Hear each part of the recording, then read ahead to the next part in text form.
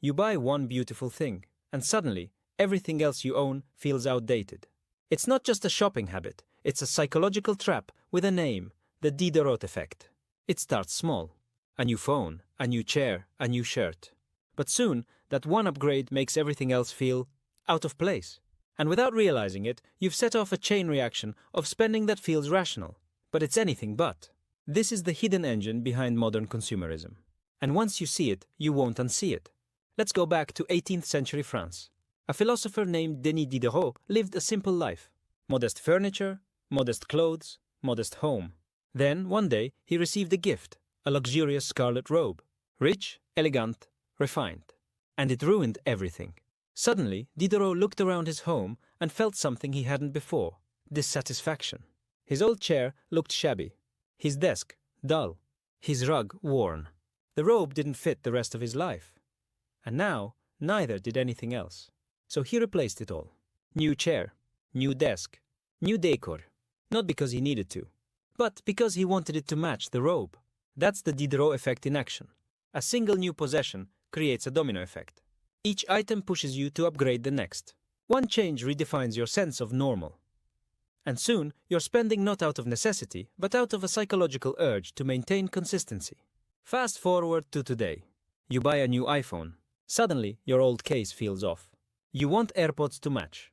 A MagSafe charger. A sleek stand. Maybe a better desk. All to complement one purchase. Or you move into a new apartment. Get a modern couch. But now, your old coffee table looks wrong. The lamp feels clunky. Bit by bit, you replace it all. Not because it's broken, but because it doesn't go with the new. This isn't just anecdotal. It's built into how brands design products. Apple doesn't just sell phones. It sells ecosystems. So do IKEA, Samsung, Logitech, Razer. One item lures you in. The rest? They sell themselves, because the first item redefines your standard. We think we're upgrading for quality, but often we're upgrading for cohesion, for aesthetic harmony, for emotional alignment. And that's what makes the Diderot effect so powerful. It operates beneath our awareness. But why does this happen? Psychologists call it cognitive consistency. We want our lives to make visual and emotional sense. When one thing changes, it throws the rest off balance. And our brains rush to correct that imbalance by buying more. There's also a social layer. The fear of looking mismatched, out of date, or inconsistent in a hyper-visual, Instagram-perfect world. One upgrade becomes a signal, not just to yourself, but to others, of who you are. And everything else races to catch up. The irony? Most of us don't even enjoy the spree. We feel anxious, caught in a loop. And deep down, we know it doesn't end, because there's always a newer version, a better match, a trendier fit. So what's the way out? First, awareness. Name the Diderot effect when you feel it. Just naming it gives you power over it. Second, resist the chain. If you buy one thing, delay upgrading the rest. Sit with the discomfort. You'll be surprised how fast your desire fades. Third, anchor your identity in values, not objects.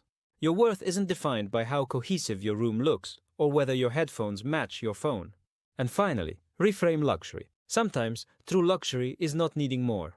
It's having enough and being content with it.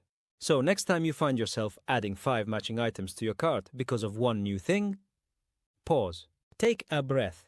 Sometimes the robe is enough. If you found this insightful, consider subscribing to Inner Economics, where we unpack the hidden forces shaping our financial, digital, and psychological lives.